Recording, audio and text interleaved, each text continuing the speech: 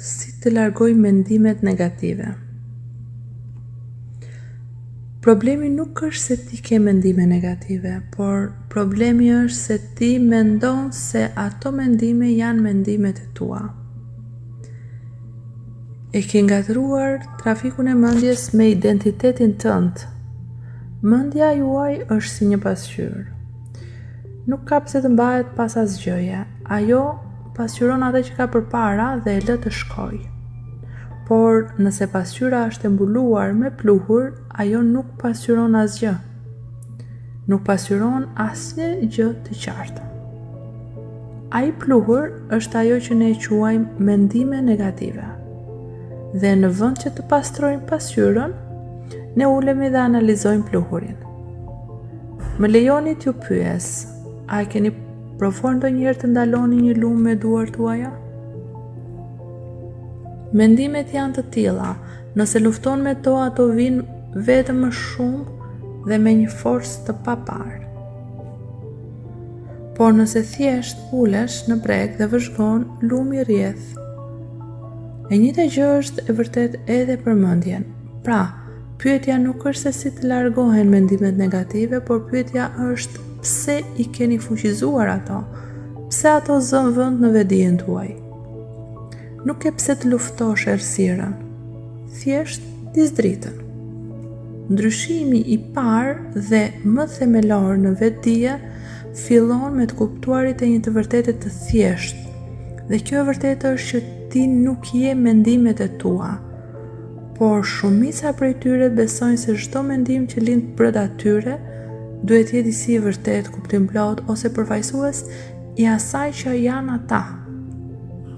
Kjo është si të dëgjosh një stacion radioje të rastësishëm duke luajtur një këngë që nuk të pëlqen dhe të supozosh se je ti i tillë vetëm sepse po të luan në mendje një mendim dhe kjo nuk do të thotë se ajo buron nga thelbi yt.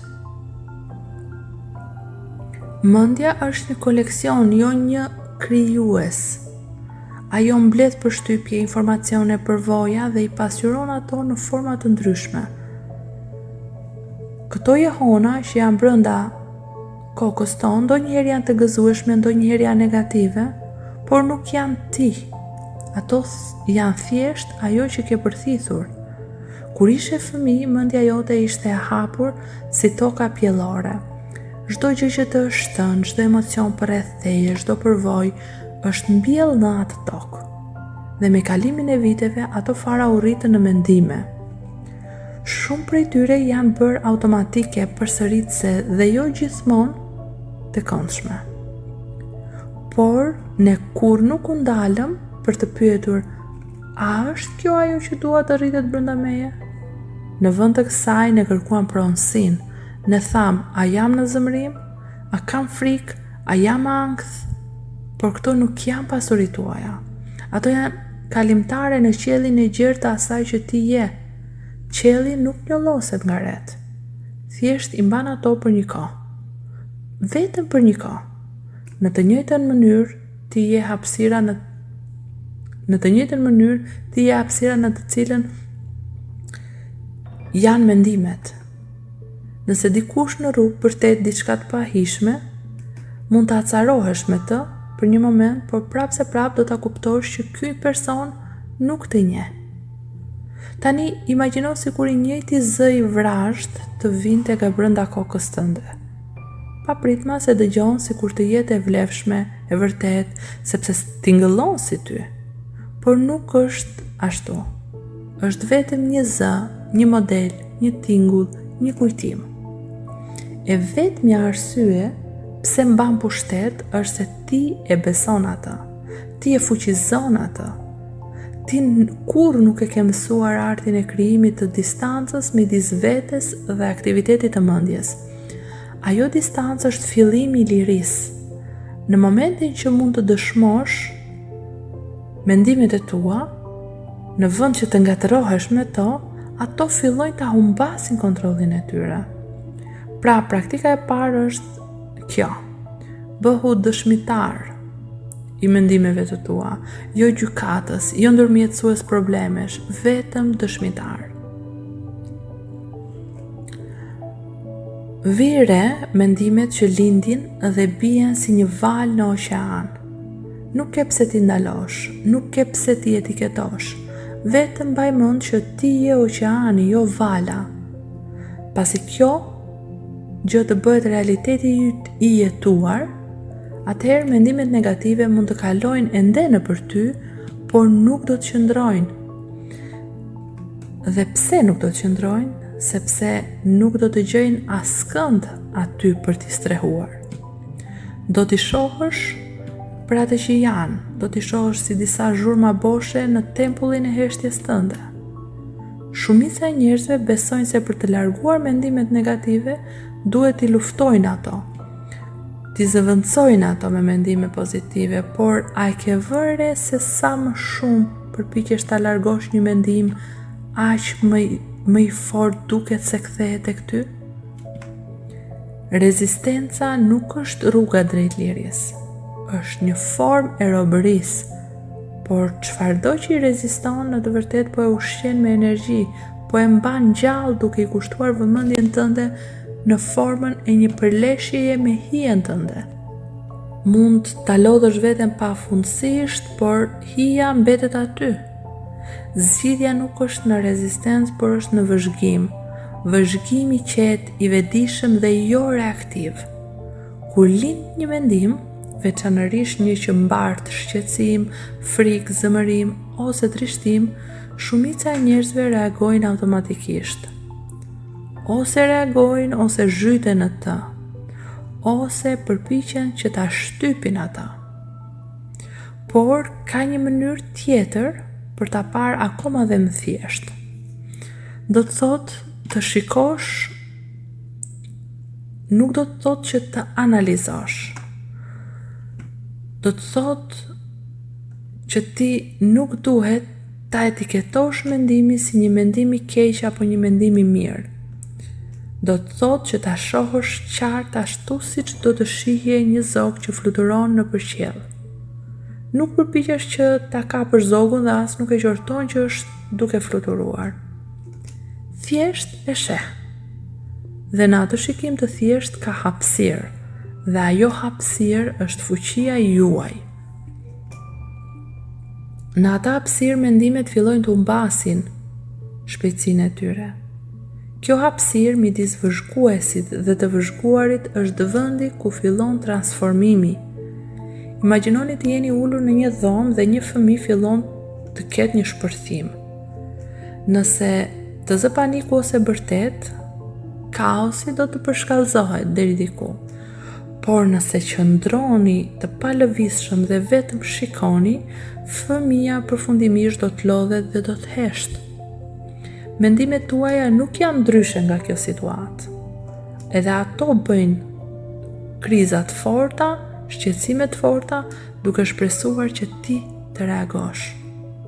Po kur uleni në vëzhgim të heshtur, pa ju ushqyer ato me energji, ato fillojnë të zbehen. Kjo nuk është shtypje. Nuk ka të bëjë me kontrollin e mendjes, por me tejkalimin e natyrës së saj kompulsive. Vëzhgimi është një formë e inteligjencës së brendshme. Nuk është pasive, nuk është thellësisht e gjallë. Kur i vëzhgoni mendimet tuaja pa rezistencë, filloni të shihni modele, shkaktar, histori që kanë ndodhur për vite me radhë, ndonjëherë edhe pa dijenin tuaj të vetëdijshme në të kaluarën tuaj. Kjo lloj qartësie nuk duhet të imponohet, por duhet të lejohet. Pra, në vend që të pyesni se si ta ndaloj këtë mendim, pyet dikë që po e shikon këtë mendim. Ky kalim nga reagimi në vetdije është si të ndezësh dritën në një dhomë të errët. Nuk ke pse të ndjekësh hijet. Ato zhduken kur ti ndez dritën dhe ato zhduken vetë. Mendja e njeriut është si një pasqyrë. Qëllimi i saj vërtet është të pasqyrojë realitetin qartë dhe pa shtrëmbërime. Por shumica e njerëzve nuk e shohin jetën ashtu siç është, ata e shohin atë përmes stresave të plurit që janë vendosur me kalimin e kohës në ta. Këto shtresa janë të përbëra nga përvojat kaluara, plagë të vjetra, emocionet pa kontrolluara dhe besimet të trashëguara.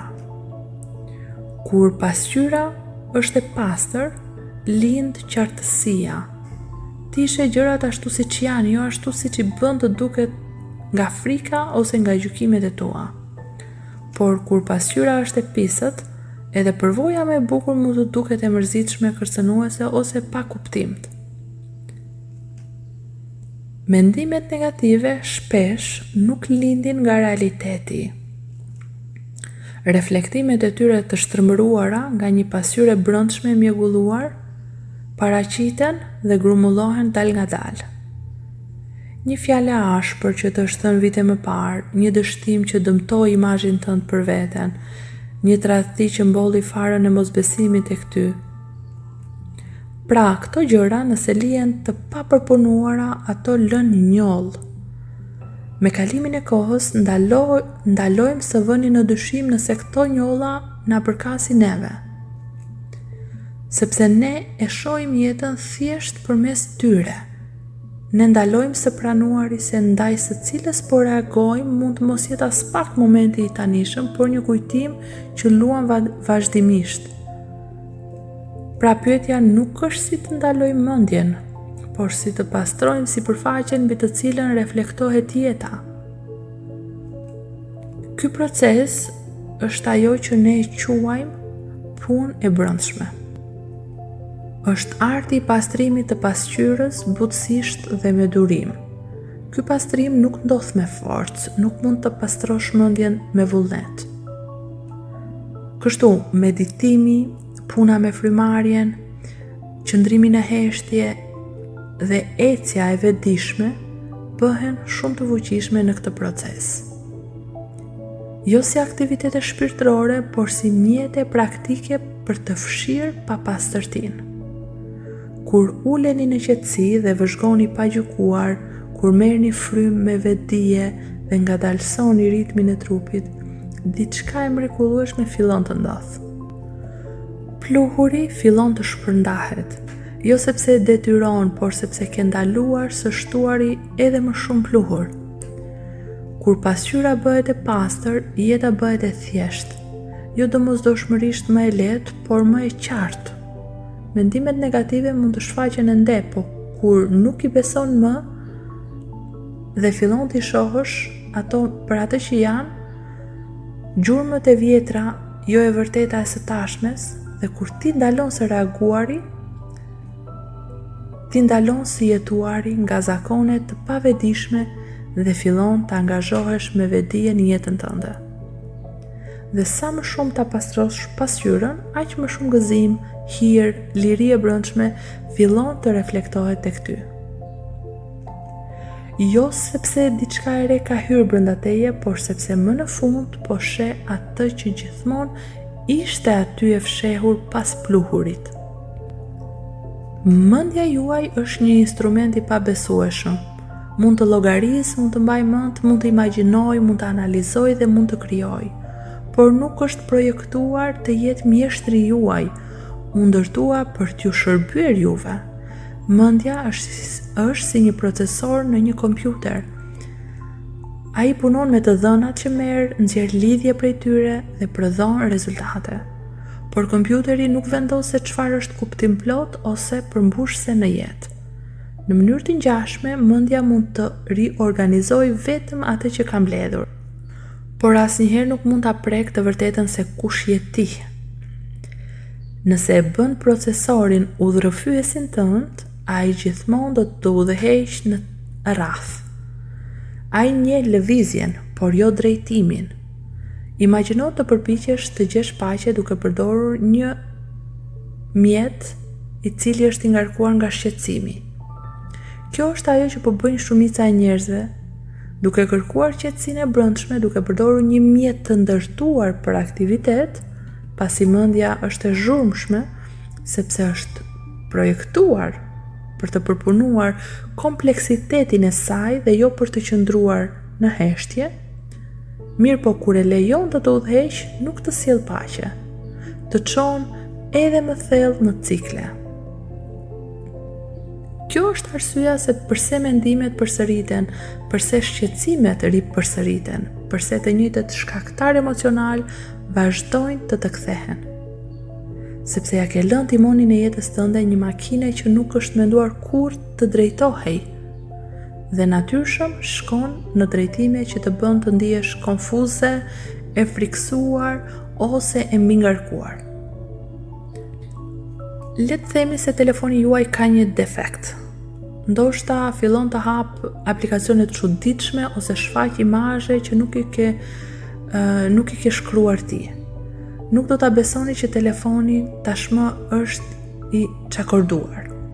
Ju kontrolloni cilësimet, e rivendosni ose e riparoni, por kur mendja juaj fillon të prodhojë mendime negative, dyshime në vetvete ose ankth, ju menjëherë thoni: ky jam unë. Jo, është thjesht një defekt. Është thjesht procesori yt që po punon me të dhënat e gabuara. Sepse mendja kujton gjithçka, veçanërisht dhimbjen.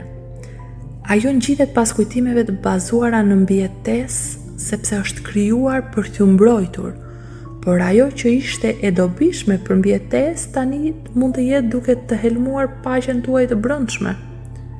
Për të jetuar plotësisht, duhet të dish kur ta përdorësh mendjen dhe kur ta lësh atë më njan. Kjo nuk do të thotë që ta refuzosh mendjen, do të thotë ta vendosësh aty ku i takon, në shërbim të vetdijes suaj dhe jo mbi të. Nuk ke nevojë ta shkatrosh mendjen, thjesht duhet ta ankorosh veten në diçka më të thellë se sa mendohet. Kur vetdia bëhet mjeshtër dhe mendja bëhet mjet, do të vini re një ndryshim. Mendimet nuk do t'ju drejtojnë më, ato do t'ju informojnë. Emocionet nuk do t'ju mbysin më, ato do t'ju sinjalizojnë diçka që mund ta vëzhgoni dhe të mësoni prej saj. Ti fillon dhe funksionon nga qartësia, jo nga detyrimi, dhe dal nga dal, kapja e të menduarit negativ do bësohet, jo sepse procesori ka ndryshuar, por sepse mjeshtri është zgjuar. Mendja juaj nuk është një makinë izoluar që funksionon në mënyrë të pavarur nga bota. Ajo është një sfungjer. Ajo thith gjithçka përreth saj. Ajo që shihni, ajo që dëgjoni, ajo që lexoni, që flisni, madje edhe ajo që mbi të cilën ndaleni në heshtje. Këto janë inputet që formsojnë mjedisin tuaj mendor. Ashtu si cilësia e ushqimit ndikon në shëndetin e trupit, cilësia e informacionit mendor përcakton tonin e mendimeve tuaja. Nëse e ushqeni vazhdimisht mendjen tuaj me lajme të bazuara në frikë, argëtim të nxitur nga konflikti ose biseda negative, nuk do të jetë çudi që të pasojë ankthi dhe shqetësimi tek ju. Mendja përpunon vetëm atë që merr. Pra pyetja është, me çfarë po e ushqeni mendjen? Imagjinoni një kopësht nëse mbillni fara gjëmbash dhe barash të këqija në të, nuk mund të prisni që të korrni lule dhe fruta. Megjithatë, kjo është ajo që shumë njerëz bëjnë me botën e tyre të brendshme. Ata lejojnë që përmbajtja toksike, ndikimet pesimiste dhe njerëzit e hidhëruar të mbjellin fara në vetdijen e tyre. Dhe pastaj ata pyesin, pse ju mungon paqja? Sepse çdo fjalë që konsumon është një farë.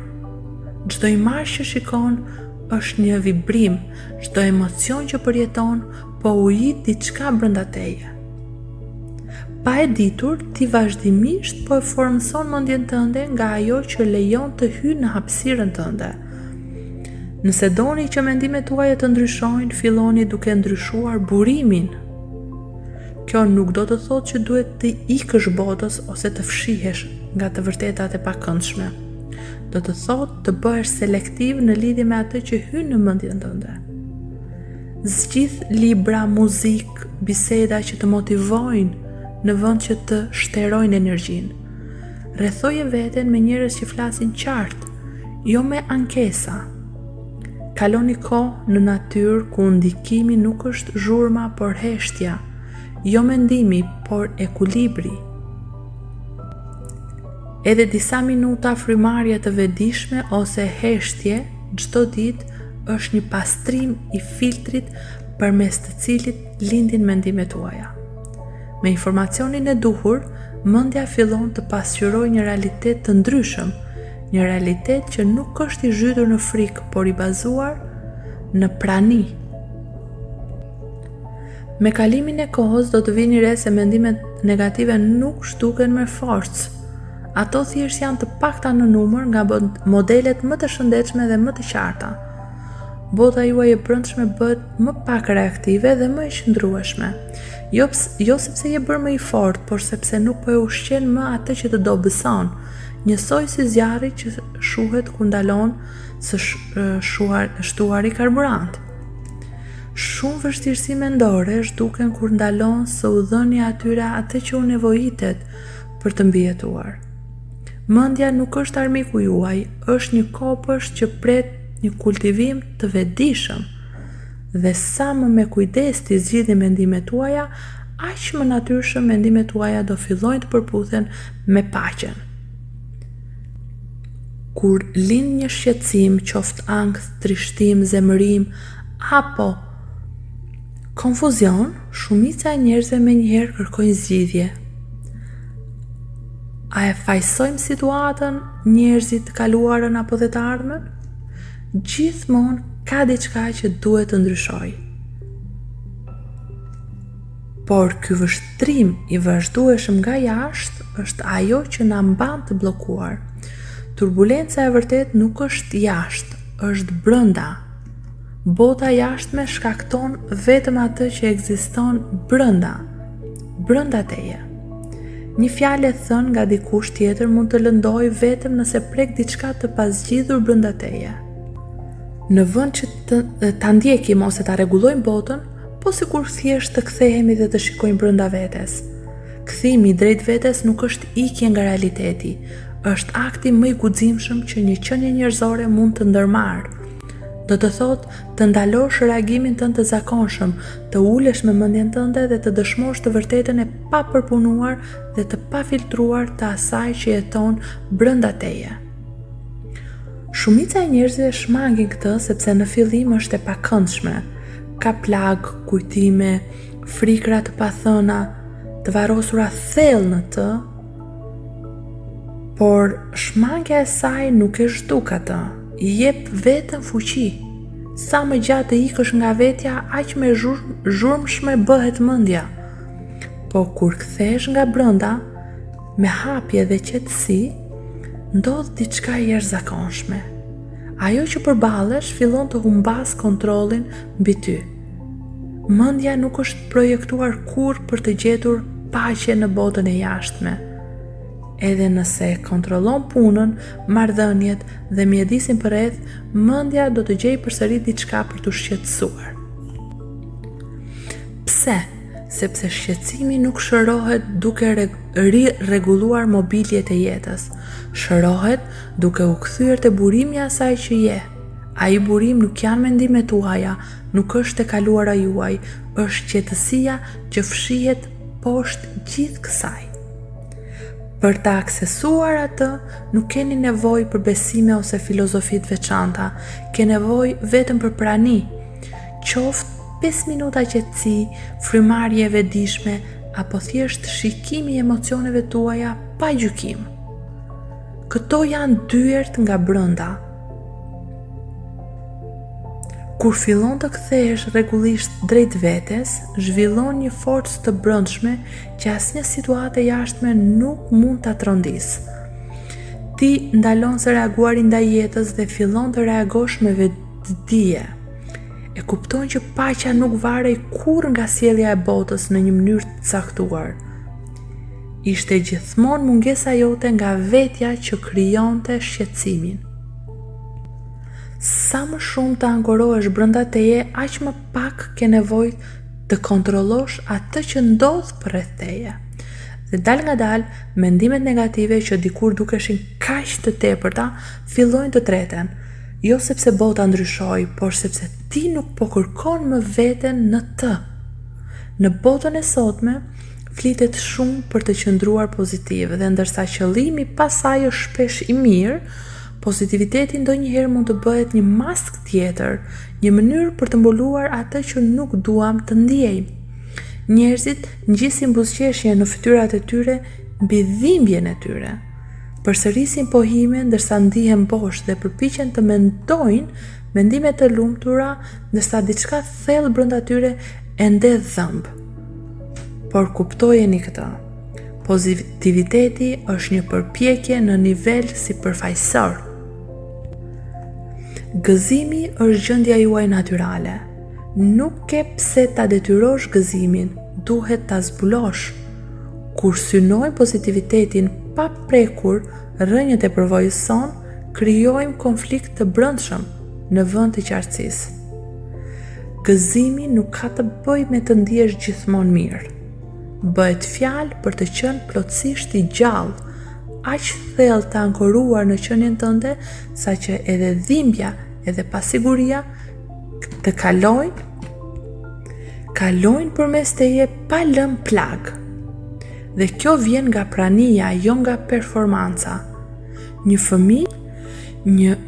fëmijë është i gëzuar jo sepse jeta është perfekte, por sepse nuk mban peshën e historive mendore. Ata ende nuk kanë mësuar t'i vënë etiket çdo mendimi, të kapen pas çdo emocioni. Ajo lehtësi nuk humbet. Ajo është varrosur vetëm në shtresat të zhurmës mendore. Kur ndalon së ndjekuri mendimet pozitive dhe në vend të kësaj bësh kurioz, gëzimi i qetë dhe i palëvizshëm filloi të lindë si një aromë nga thelbi i qenies tënde. Të praktikosh gëzimin do të thotë të rilidhesh me thjeshtësinë e momentit. Mund të nënkuptoj të pish një çaj në heshtje pa e kapur telefonin fare. Mund të jetë ndjesia e erës në fytyrën tuaj. Mund të jetë shikimi lëvizjes së gjetheve, ose thjesht frymarrje me vetdije. Këto nuk janë shpërqendrime, ato janë porta. Gëzimi fshihet në momentet e zakonshme kur nuk nxitohemi më për të rregulluar ose për të arritur diçka. Nuk mund të praktikohet nëpërmjet ambicjes, ajo shfaqet vetëm përmes vëmendjes. Sa më shumë që kthehesh në të tashmen, aq më shumë gëzimi bëhet një ngjarje. Jo një ngjarje, por një cilësi e pranisë tënde. Fillon të kuptosh se gëzimi nuk është e kundërta e pikëllimit. Është hapësira në të cilën të dyja mund të ekzistojnë pa të konsumuar ty. Ky gëzim i brendshëm ka një efekt pastrues në mendje. Nuk sulmon mendimet negative, por i bën ato të panevojshme. Kur je i rrënjosur në gëzim, negativiteti humbet tërheqjen e tij. Nuk ke më nevojë për dram, ankesë apo kaos të brendshëm për t'u ndier gjallë. Energjia juaj bëhet delikate, por rrezatuese. Njerëzit mund të mos e kuptojnë, por do ta ndjejnë, sepse gëzimi nuk ka nevojë për arsye.